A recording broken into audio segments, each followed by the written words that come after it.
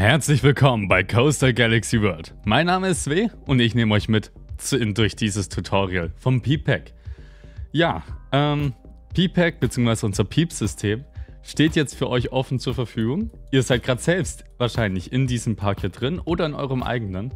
Und ich werde euch mal anhand diesen Parkes hier zeigen, wie ihr diesen Park förmlich nachbauen werdet.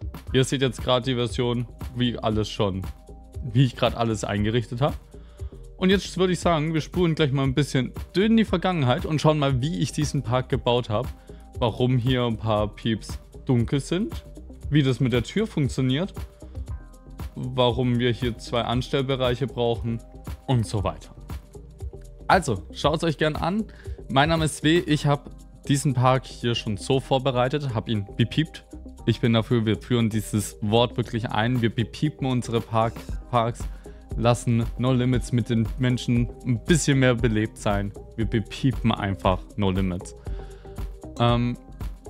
Und habe auch im Ära-Park viel mit dem Menschensystem gearbeitet. Genau.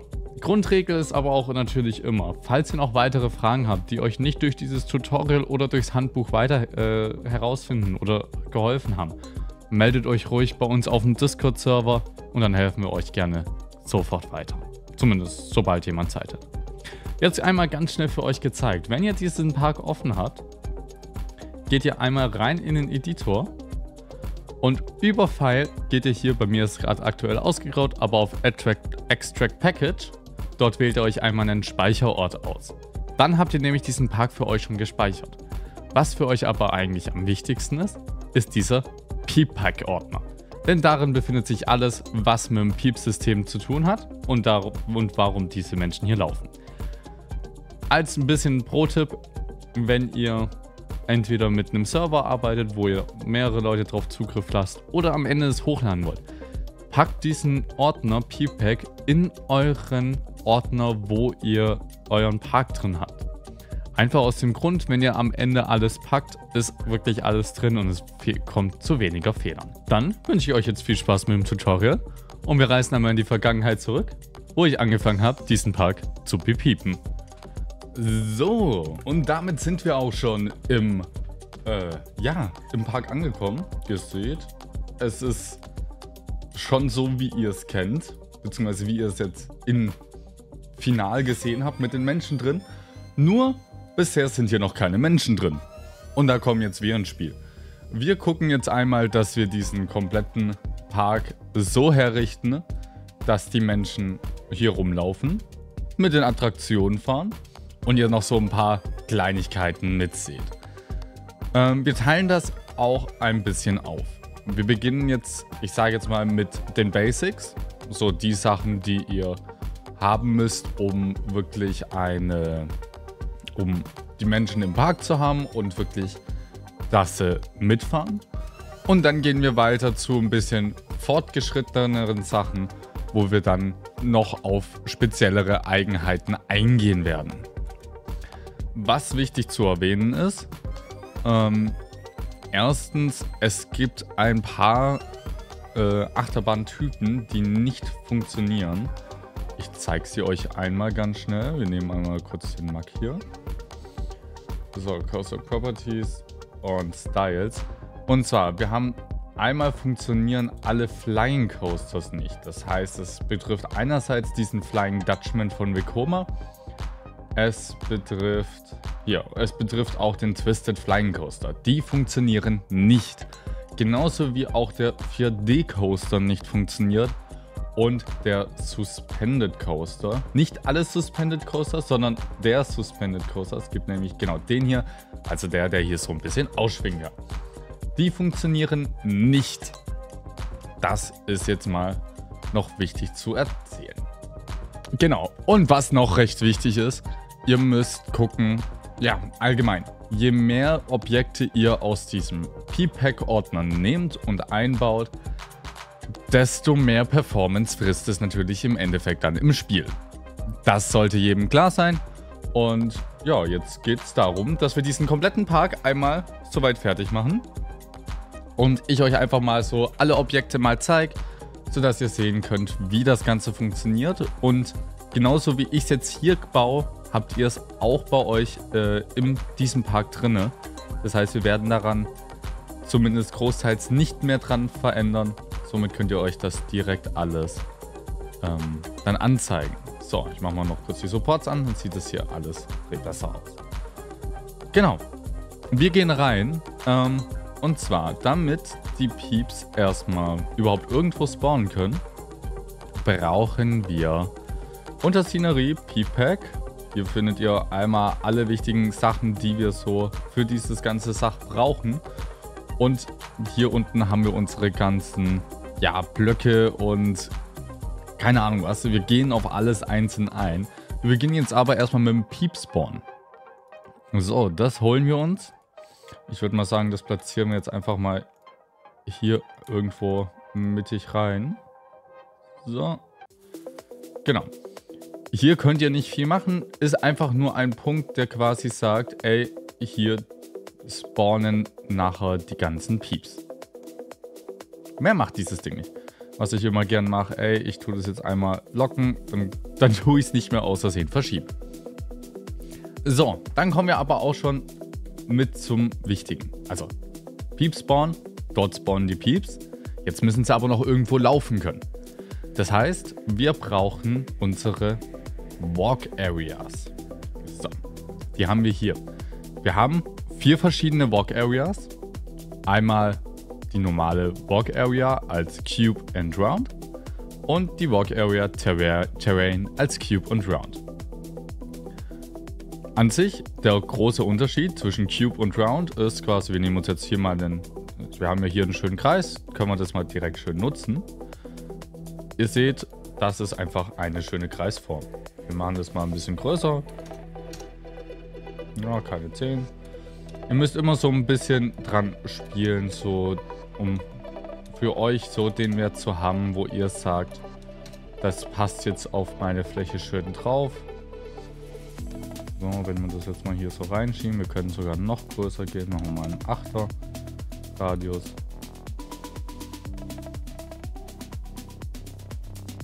So. Und dann haben wir diese Fläche schön besetzt. So, genau. Rounds, das sind einfach nur Kreise, wo sie sich bewegen können. Und Cubes sind einfach, Rechtecke, Quadrate.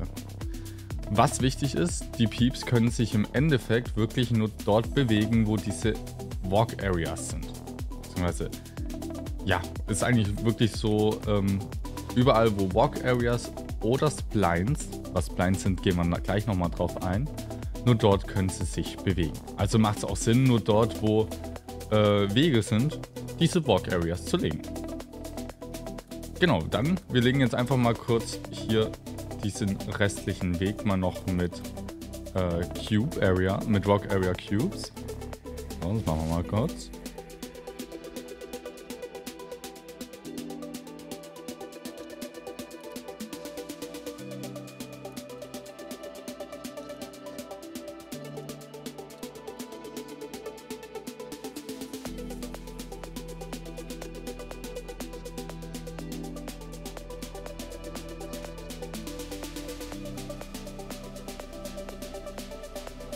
So, ihr seht ja schon mal ungefähr, wie ich hier vorgehe. Das System ist an sich recht einfach. Ihr braucht mindestens 2 Walk Areas, damit die Menschen richtig spawnen. Und ihr müsst die hier immer so ein bisschen überlappend haben, damit die Pieps wirklich von dieser einen Area auf die andere Area gut laufen können. Und dann legt ihr sie einfach so, wie ihr es braucht. Ich gucke für mich immer, dass ich nie viel zu lange Dinger habe. Lieber mache ich da 1, 2 Walk Areas mehr, als dass ich da zu lange habe, besonders wenn ihr viel mit unterschiedlichen Wegen arbeitet. Bei der Walk Area hier, diese normale Walk Area, ist noch wichtig, dass die Pieps dann wirklich auf dieser Höhe, wo ihr diese Area legt, unterwegs sind. Das heißt, es ist immer sinnvoll zu schauen, dass ihr da relativ bodennah seid, damit die Pieps nicht zu sehr schweben und unterwegs sind. Natürlich, jedes Objekt, was dann auf diesem Weg draufsteht, werden die Pieps dann am Ende auch durchlaufen können. Das ist auch noch wichtig zu sagen. Ihr könnt das zwar blockieren, dazu kommen wir später, aber genau, das gebe ich euch mal nochmal direkt so mit. Ich mache jetzt einmal kurz hier die Wege hier soweit fertig und dann sehen wir uns gleich wieder.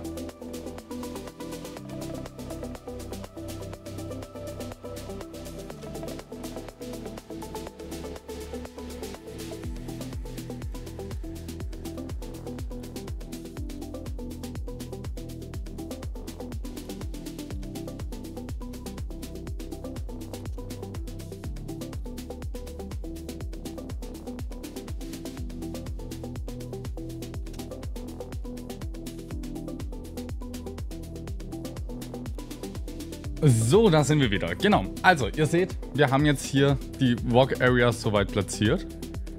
Hier wirklich an jede Ecke schön ran, dass die Pieps hier nachher gut laufen können.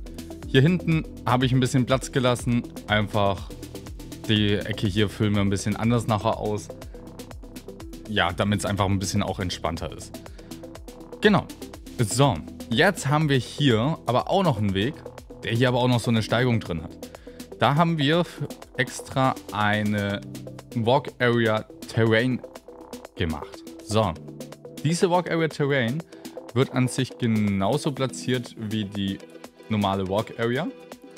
Der große Unterschied an der ist einfach, dass die Pieps sich hier nicht nach der Höhe der Spline, nach der Höhe von nach diesem Objekt richten, sondern sich nach der Höhe des Terrains richten. Das heißt, die laufen dann wirklich unten auf dem Boden entlang.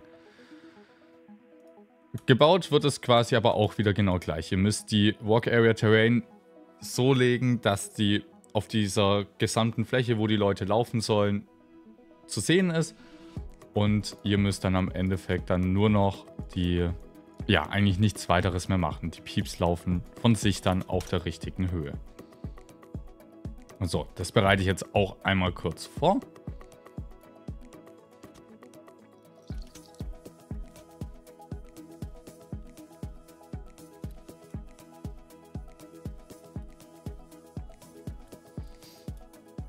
So, und wenn ich alles richtig gemacht habe, dann sollte das so funktionieren. Also ihr seht, ich habe hier auch wieder so die Wegfläche an sich mit dieser Walk Area Terrain ausgemalt, beziehungsweise bezogen, und darauf tun sich dann die Pieps am Ende selbst koordinieren, dass die richtig laufen. Genau, schieben wir das mal auch noch so ein bisschen hier rüber. Machen wir den hier ein bisschen breiter, gehen wir hier auf 3 hoch. So. Genau. Dann ist das soweit die Walk Area Terrain, beziehungsweise die Walk Areas allgemein. Jetzt hatte ich gerade schon gehabt, dass wir auch Block Areas haben. Für, ja, ich sag mal, den Fall, dass wir nehmen jetzt einfach mal die Mülltonne hier und die steht hier mitten im Weg drin. Ist ja ein bisschen unpraktisch. Und ihr wollt, dass da nicht unbedingt dass die Pieps da nicht unbedingt durchlaufen. Da müsst ihr dann einfach euch eine Block Area nehmen. Ihr seht auch hier, wir haben wieder Cube und Round.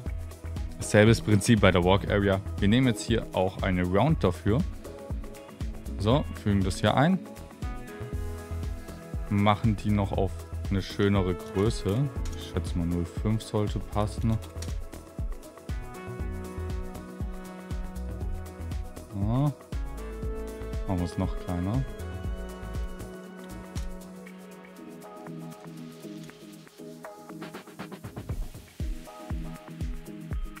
Und dann müsst ihr das einfach dort auf der Fläche hinpacken, wo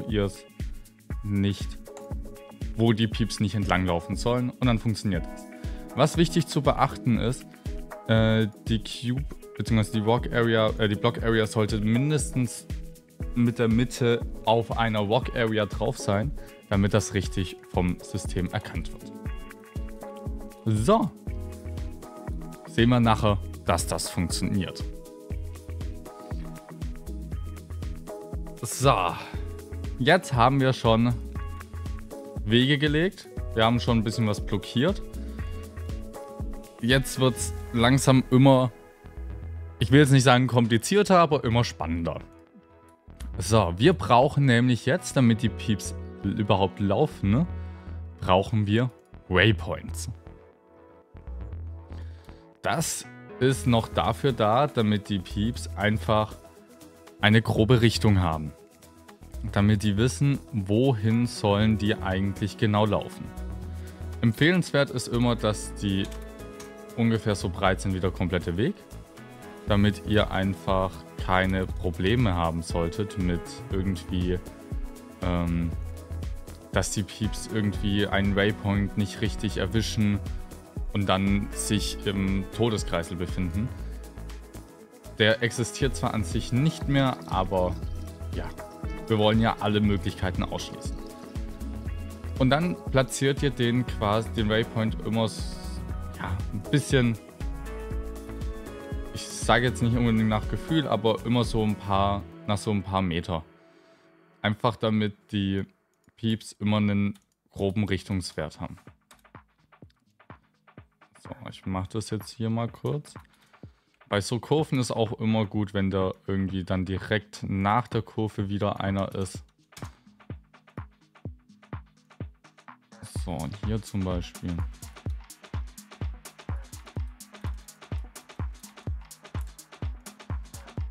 Bei solchen Kreuzungen hier, wo die Pieps selbstständig in irgendwelche andere Richtungen laufen können, gehen wir so hin, dass wir, machen wir noch kurz einen Waypoint hier nach hinten, dass wir an jeder Ecke, an jedem Kreuzungspunkt einmal auch so einen Waypoint direkt hin platzieren. Das heißt, hier hin.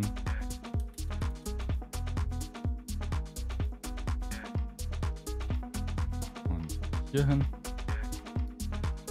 Sodass die da auch den Weg direkt finden. So.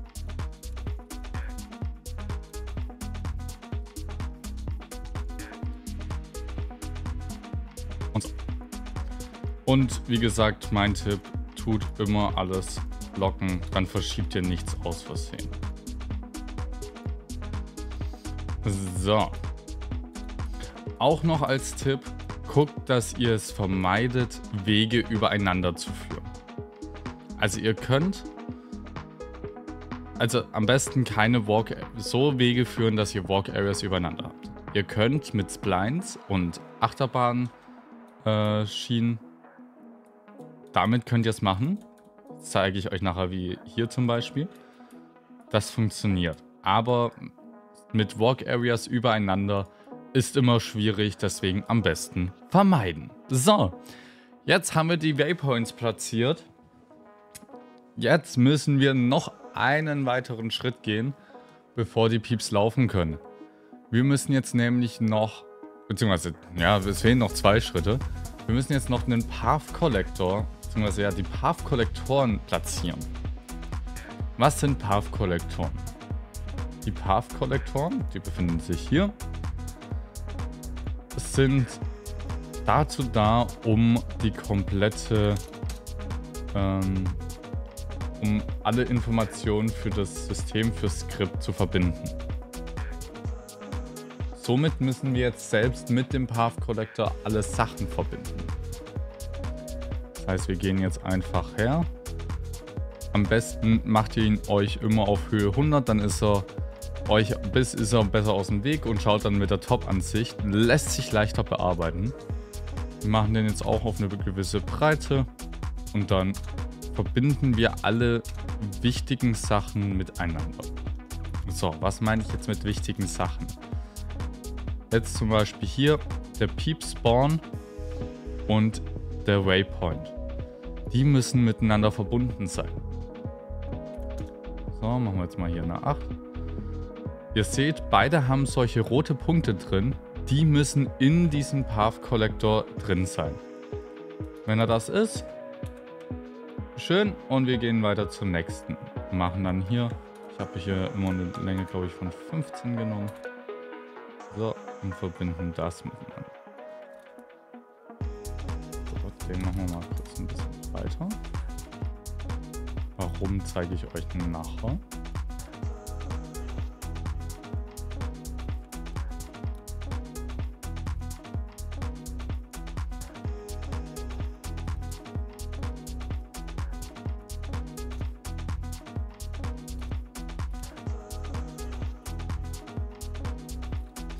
So, bei solchen Kreuzungen wie hier können wir jetzt auch hergehen, dass wir diesen Weg ein bisschen natürlich so lang machen, dass wir die 2 Waypoints hier gegenüberliegend schön mitnehmen. Nochmal einen Elfer. Und machen den aber auch ein bisschen breiter, sodass wir die 2 Waypoints an der Seite auch noch mitnehmen. So in etwa.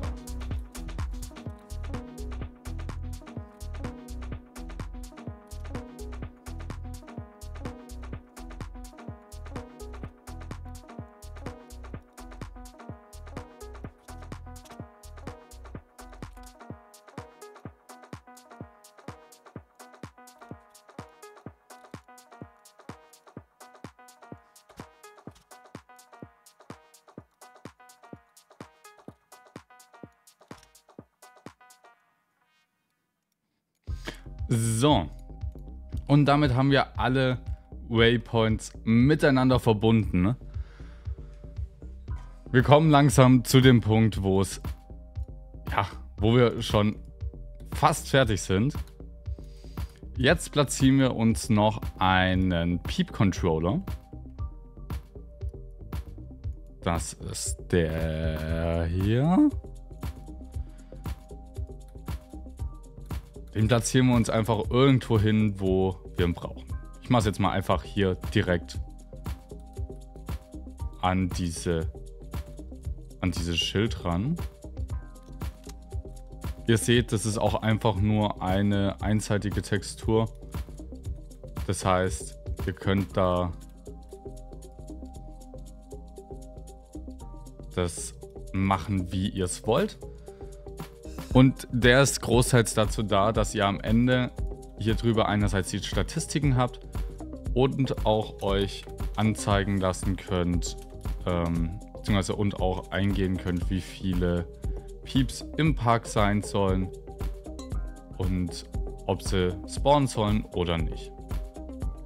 Dafür ist dieser Peep-Controller, beziehungsweise dieser Controller richtig da.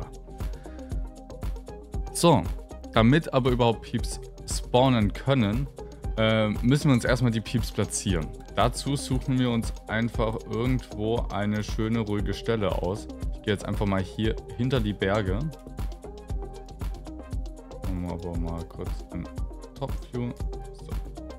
Wir gehen hier hinter die Berge und gehen einmal in den Ordner. Hier habt ihr dann extra Peeps-Ordner. Und ihr seht ganz viele unterschiedliche Peeps. Und da gehen wir jetzt einmal her und tun uns von jedem Peep mal kurz einen platzieren. So, ihr seht dann, wenn ich so schnell wieder finde.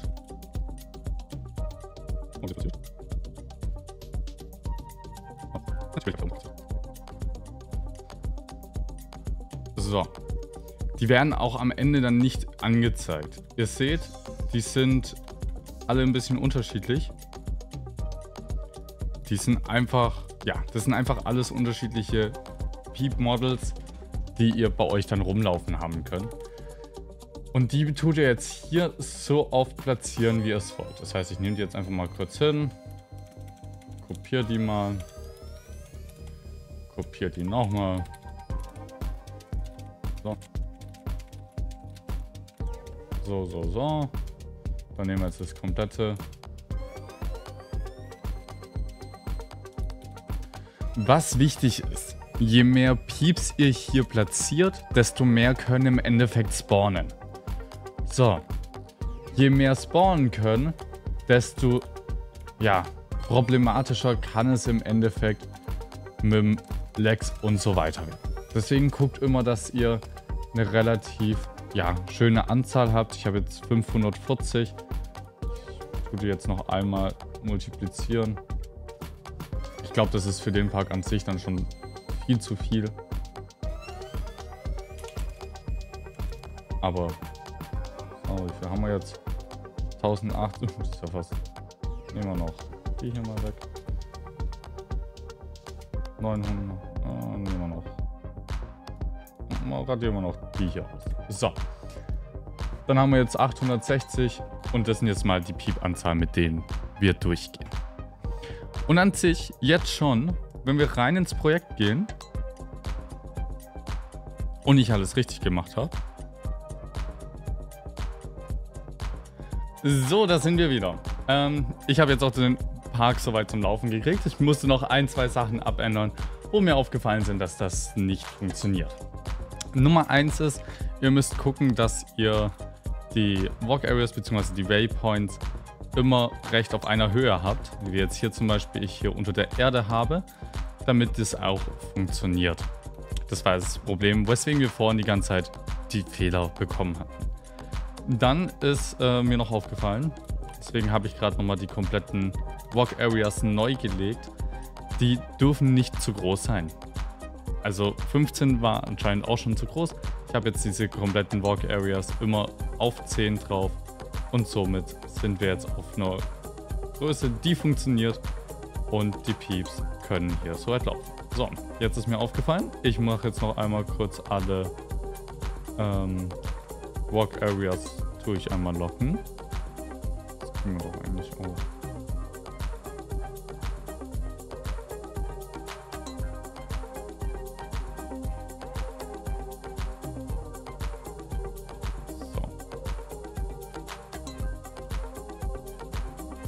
Und wenn wir jetzt einmal reinladen, seht ihr auch. So und so.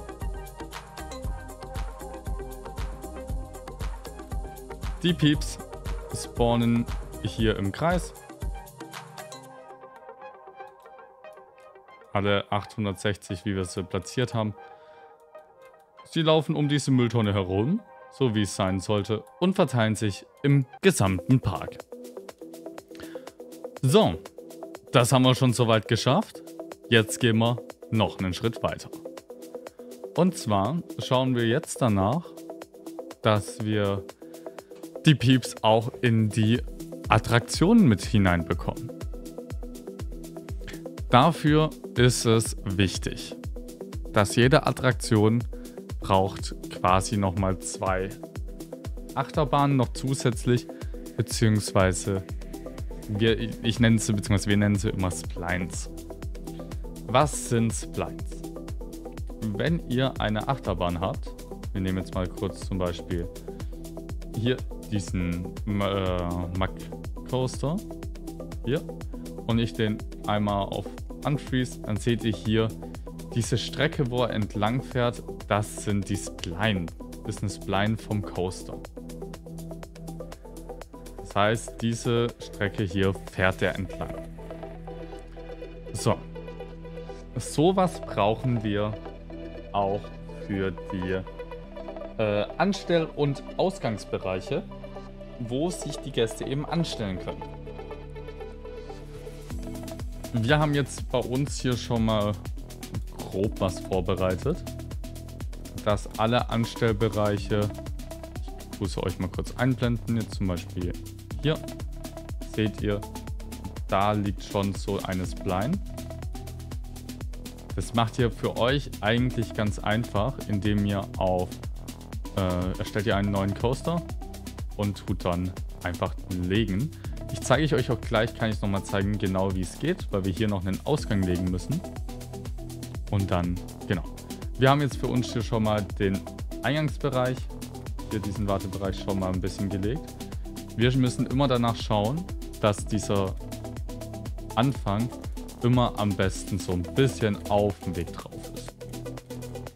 So zum Beispiel. Damit die Gäste da besser dann raufkommen.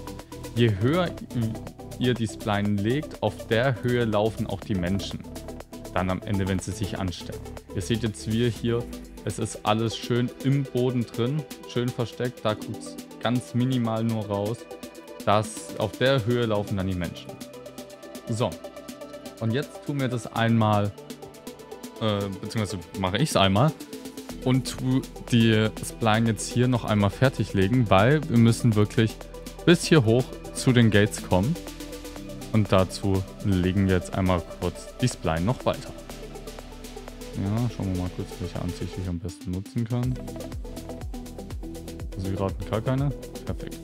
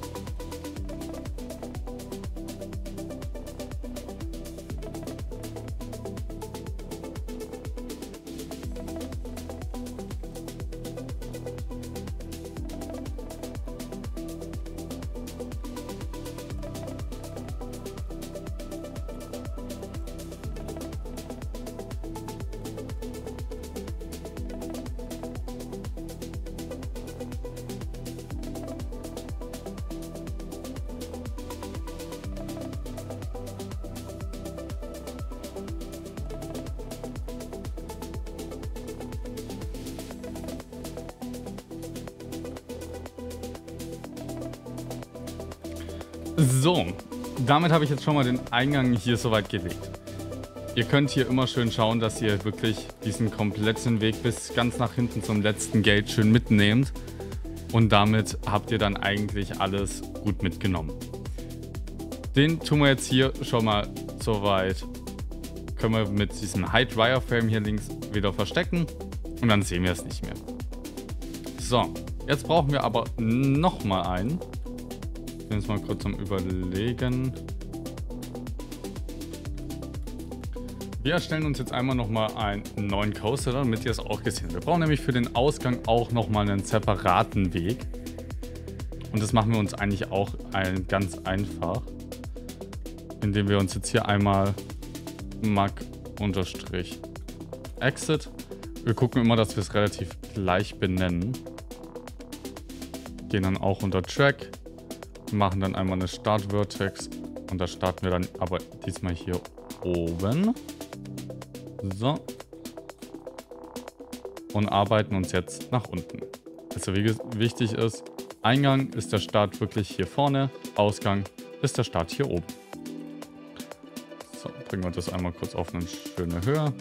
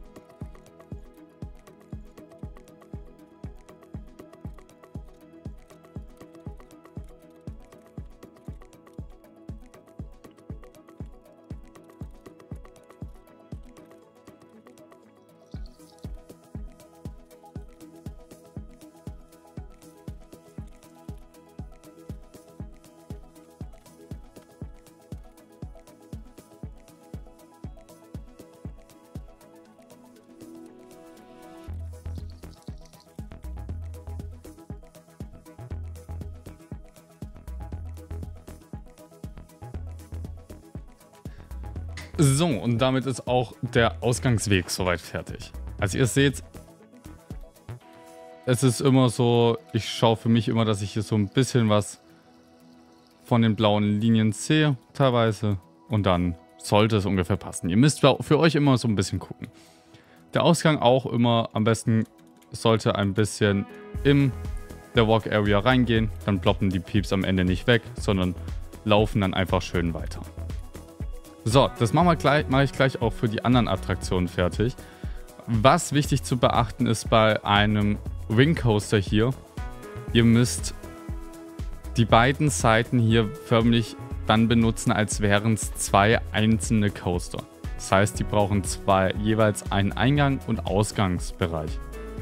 Das heißt, einen gemeinsamen Wartebereich ist ein bisschen schwierig. Ihr seht es hier, wir haben für beide Seiten einen separaten Eingangsbereich machen müssen.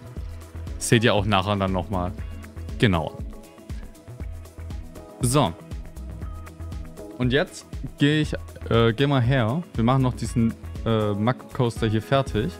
Für mich als, ich sage jetzt mal, komplett reines Standardbeispiel. Und der braucht jetzt eigentlich nur noch einen Ride Entrance. So, dafür tun wir den einmal nochmal kurz halten. Den hier schauen wir uns an. Brauchen wir nämlich jetzt noch das Objekt Ride Entrance. Da haben wir es. Und den platzieren wir einmal genau hier hin. Drehen wir uns einmal ein bisschen schöner, damit es auch besser passt. Und jetzt müssen wir hier ein, zwei Sachen ausfüllen. So, das hier ist nämlich der Coaster. Wir müssen jetzt hier oben erstmal auswählen, welcher Coaster es ist. Das ist nämlich jetzt hier der Mack. Die Gates befinden sich immer in der Fahrtrichtung auf der linken Seite jetzt bei uns. Der Stationsblock heißt auch einfach nur Stationsblock. An sich ist es selbsterklärend. Q-Track, das ist also der Eingangswarteschlange. Wir haben jetzt hier Mack Entrance genannt. Und der Exit ist Mack Exit. Dann könnt ihr jetzt hier auswählen, ob Kinder überhaupt mitfahren dürfen oder nicht. Ich glaube, die dürfen es, also lassen wir jetzt einfach mal an. Und mehr lassen wir jetzt einfach mal hier für dieses Standardbeispiel mal frei. Und jetzt, so wenn wir in den Park reinladen, bekommen wir erstens keine Störung hoffentlich.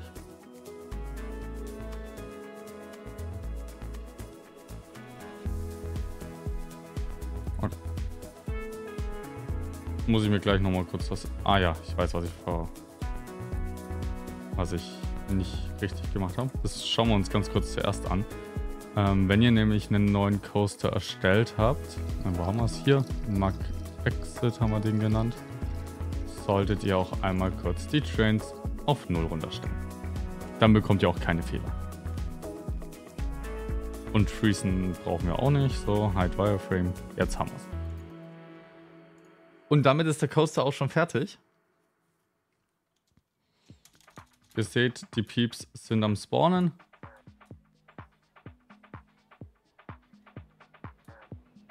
Laufen fort zum Eingang. Stellen sich an. Und wir gehen jetzt mal kurz hier rein. Ja, ihr seht, die Peeps laufen natürlich immer auf dieser Strecke entlang, die wir gerade vorhin gegeben haben. Hier seht ihr auch den Weg, wo ich ihn gerade gebaut habe. Hier oben. Ist jetzt ja, ein bisschen schweben sie noch. Ist okay. Was noch eine wichtige Grundregel ist, die sind hier an den Gates immer auf der Höhe, wie hinter denen die Schiene liegt. Also ihr seht, ich habe jetzt gerade relativ schön gebaut, schön bodennah und somit sind sie auch hier bodennah. Die bleiben auch immer hier dann stehen, sobald die Gates voll sind. Und wenn wir jetzt einmal beladen, so, können wir auch wieder zumachen. Einmal kurz natürlich alles abchecken. Wir wissen, manche Sitzpositionen sind nicht unbedingt immer die optimalsten. Das hängt einfach davon ab, dass wir wirklich mit No Limits Standardzügen und immer Bügel auf volle Kanne zu hier unterwegs sind. Genau, das liegt einfach daran, No Limit Standardzüge sind manchmal mit unserem Pieps nicht unbedingt andere Sitzpositionen machbar gewesen. Und deswegen, ja, ist es leider so, wie es jetzt ist. Bügel auf, Gates auf, damit steigen sie ein. Gates zu, Bügel zu. Machen wir unsere Kontrollrunde.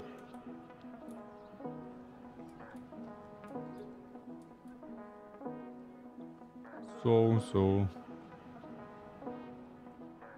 So und so. Perfekt. Und Dispatch. Ihr seht, der Coaster hier funktioniert soweit schon. Jetzt schauen wir uns gleich noch einmal das Ausstiegsverhalten an. Bleibt stehen, wir machen auf. Wir steigen direkt hier aus. Laufen hier die Treppe runter. Und gehen dann direkt auf die Walk Area und verteilen sich wieder im Park. So, und währenddessen kann hier oben schon weiter abgefertigt werden. Damit würde ich sagen, der Basic Coaster ist fertig. Und funktioniert. Das ist jetzt auch der aktuelle Stand, den wir haben. Ich würde jetzt sagen, ich mache jetzt einmal kurz die beiden anderen Coasters auch einmal ready. Macht es für euch hier einmal im Zeitraffer, dass ihr es trotzdem einmal sehen könnt. Und dann geht es gleich weiter mit noch ein paar, ja, ich sag mal, besonderen Sachen. Also dann, wir sehen uns gleich wieder. So, da bin ich wieder. Der komplette Park ist jetzt so weit, dass alle Achterbahnen zumindest auf Standard hier entlang fahren können. Mit ein paar Pieps. Und hier auch. Was noch wichtig zu erwähnen ist, bei dieser Ride Entrance Points, die wir hier überall immer platziert haben, müssen wir immer darauf achten, dass die auch, sehe ich jetzt zum Beispiel hier, wir mussten natürlich für beide Seiten einen extra Ride Entrance hier platzieren. Und es ist auch wichtig, dass die in einem Path Collector mit drin sind, sodass die vom System erkannt werden. Gut, das dazu.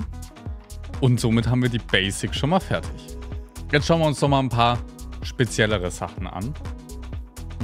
Dazu gehen wir jetzt mal kurz hier hin. Und zwar, ihr könnt hier natürlich auch immer auswählen, ob Kinder rein dürfen oder nicht. Ihr dürft auswählen, wie viele hier vor dem Wartebereich, also Wartebereich ist alles das, wo wir diese Spline gelegt haben. Und wie viele davor noch stehen dürfen. Wir sagen jetzt mal hier einfach mal 5.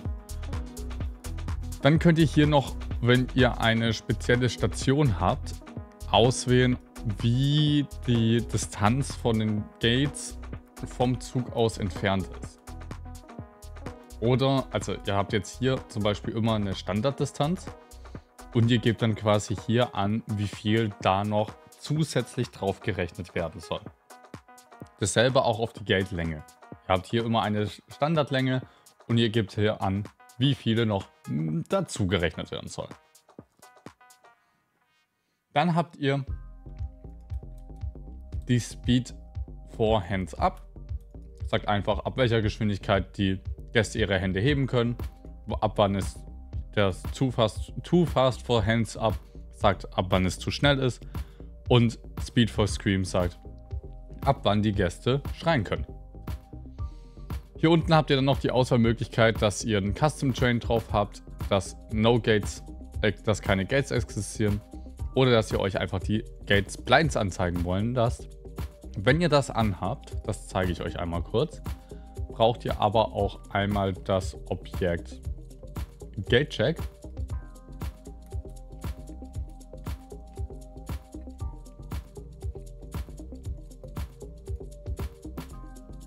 Platzieren wir jetzt mal irgendwo hin, geben dem eine Farbe. So. Wir haben jetzt hier Show Gate Splines haben wir an. Wichtig ist, guckt immer darauf, dass es immer nur bei einem Coaster gleichzeitig ist und nicht bei mehreren. Das kann sonst zu Problemen führen. Aber wenn wir das jetzt hier anhaben, dann sehen wir beim Coaster hier genau den Bereich, wo die Gäste stehen. Wenn ihr es an mehreren Gates haben wollt, müsst ihr von dem Objekt mehrere platzieren. Genau, das dazu. So, dann, was haben wir noch? Wir haben ein Ride Display. Ja komm, wir nutzen mal den Coaster hier für die etwas spezifischeren Sachen. Wir gehen einmal in die Szenerie, Choose, P-Pack. Und dann haben wir hier einmal das Ride Display. Das können wir uns einfach irgendwo hin platzieren. Ich mache es jetzt mal einfach hier ran.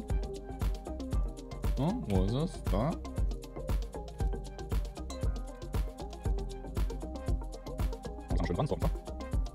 Und darüber können wir jetzt noch ein paar Sachen machen. Bevor wir was machen können, müssen wir hier einmal den Coaster-Namen eingeben. Aber wirklich den richtigen Namen. Jetzt schauen wir einmal nach. Der Coaster hier heißt einfach nur AMC.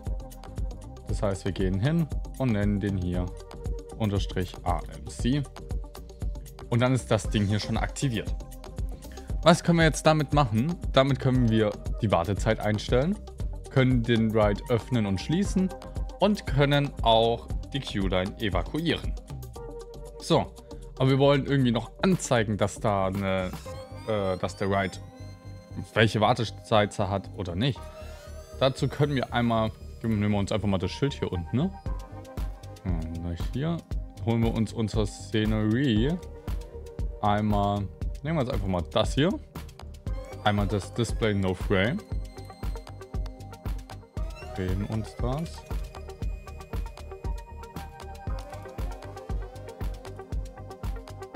Und klatschen das hier einmal ran. Und rein theoretisch, wir machen es jetzt nicht unbedingt größer, wir machen es aber ein bisschen mittiger, so und so. Und schon wird darauf dann die Wartezeit angezeigt. Gut, dann haben wir das und das. Schauen wir uns das doch mal kurz an. Das heißt, wir gehen einmal rein in den Park.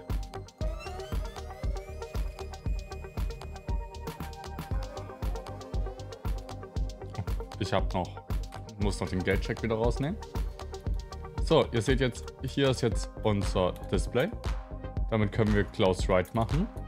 Und ihr seht auch, dass hier unten steht jetzt gerade 0 Minuten. Ich habe nämlich absolut was vergessen.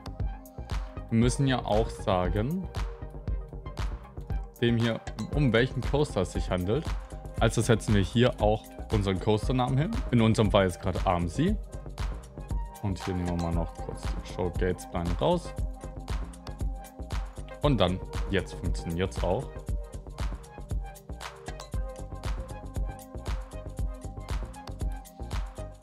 Dass wenn ich hier oben den Ride auf Close stelle, wird er hier unten auch als geschlossen angezeigt. Mache ich den Ride hier Open und setze ihn auf 10 Minuten, wird auch das hier unten angezeigt. Natürlich ist der Ride geschlossen, stellt sich keine Gäste an. Ist der Ride auf Evakuierung, stellt sich auch keiner an. Bam, bam, bam, bam. Jetzt schaue ich ganz kurz durch, was noch so Wichtiges fehlt. Wir können, dazu gehen wir einmal zum Wing Coaster. Wir haben hier beim Wing Coaster einmal so einen Tunnel. Und bei dem Tunnel wollen wir jetzt, wenn da die Pieps mitfahren, bleiben die immer gleich hell. Wir wollen aber, dass die sich nach einer Zeit förmlich auch abdunkeln, sodass die im Tunnel nicht so hell sind wie normal auch. So, dazu gehen wir jetzt hier einmal rein. Mir fällt gerade auf, dass das hier nicht stimmt. So und so. Wir brauchen einmal ein Trigger. Und den platzieren wir hier einfach auf der Strecke. So zum Beispiel. Und den nennen wir jetzt, das ist wichtig, dass der so benannt wird, und zwar Dim. Train Event lassen wir auf None und gehen einmal auf die andere Seite bei der Tunnelausfahrt, machen einmal genau dasselbe. Auch hier Dim und fertig. Jetzt, wenn wir reingehen und einmal die Pieps zum Wing Coaster gehen lassen. Das muss einmal kurz spawnen. So, da haben wir jetzt unsere freiwilligen Gäste einmal im Wing Coaster drinne. Und wir schauen uns das einmal kurz an.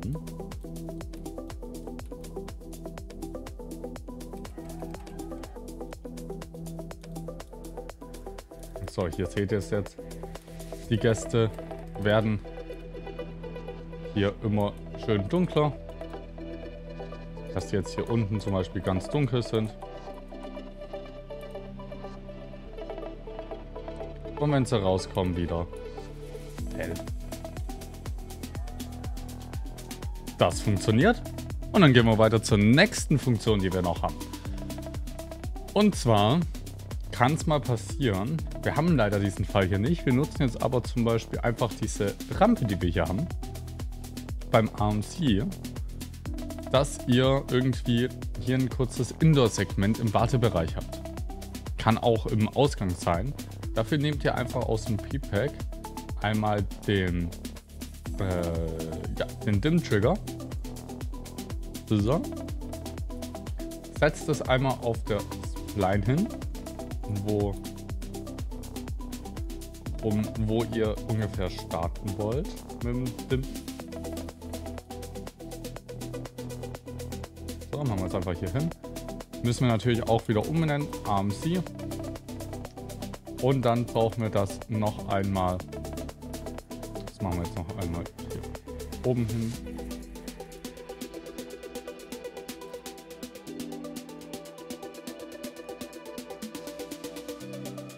So. Und dann sehen wir, dass die beiden jetzt hier auf dieser Schräge, wenn wir einmal die Gäste kommen lassen,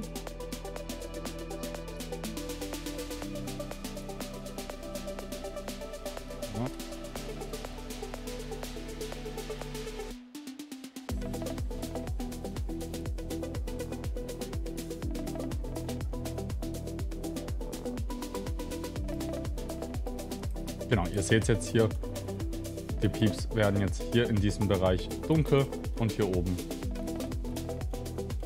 dauert es kurz und hier werden sie wieder hell. Genau, so, und wir machen immer noch weiter. Wir können nämlich im Wartebereich Türen platzieren. Machen wir jetzt auch einfach mal hier. Und einfach hier mitten auf dem Weg. Let's go. Dazu gehen wir mal kurz hier rein.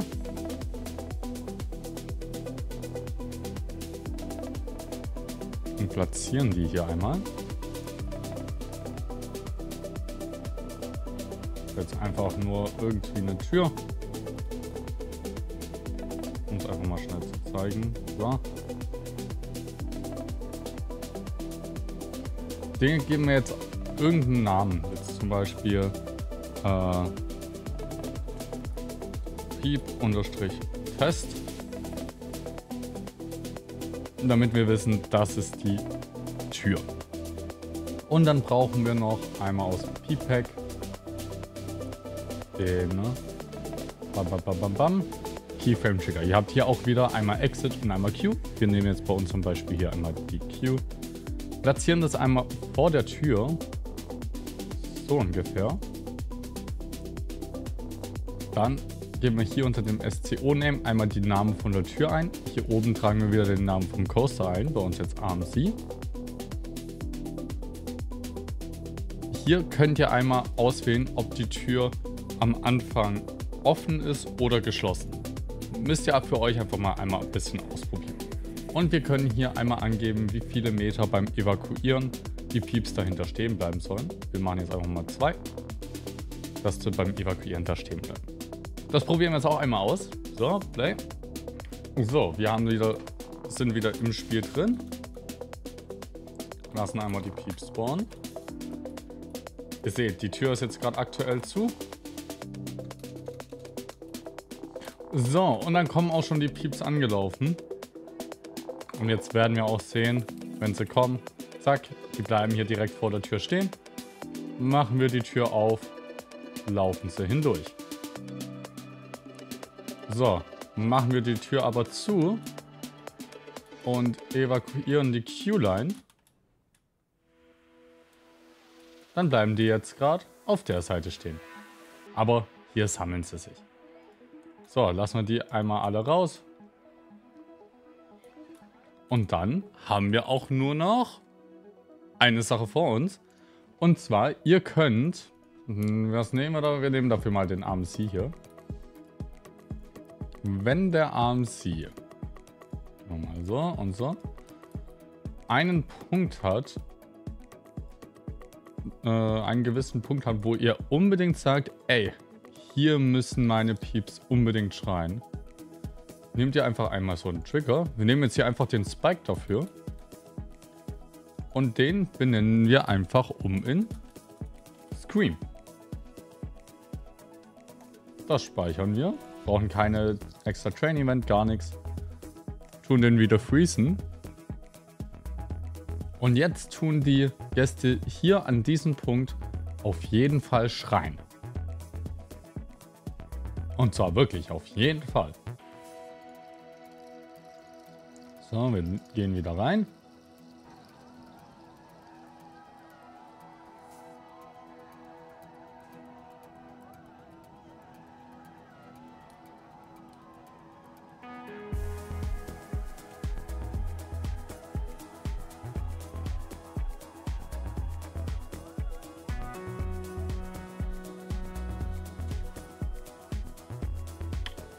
Ja, also die haben jetzt gerade relativ auf die komplette Strecke rumgeschrien, aber im Normalfall werden sie hier auch auf jeden Fall zu 100% schreien. Ja, das ist soweit alles Wichtige zum Peep Pack. Ihr habt jetzt gelernt in diesem Tutorial, wie ihr aus dem Standardpark ohne Pieps euch entweder eine reine Basic-Attraktion machen könnt, wo die Pieps sich anstellen und mitfahren, oder etwas Spezielleres mit einem kompletten Ride-Display-Panel, mit Dim und so weiter. Ihr habt auch gelernt, dass manche Attraktionstypen bzw. Coaster-Styles eine etwas andere Aufmerksamkeit benötigen als andere. Falls ihr Fragen habt, stellt die uns gerne auf dem Coaster Galaxy World Discord-Server. Wir werden da euch sehr gerne jederzeit weiterhelfen. Wir wissen, es ist ein sehr komplexes System, kann immer hin und wieder mal zu Problemen führen. Gerne einfach fragen und wir versuchen euch da weiterzuhelfen. Dann wünsche ich euch noch einen traumhaften Tag und hoffentlich sehen wir das Menschensystem in ein paar mehr Projekten. Haut rein, bis dann und ciao.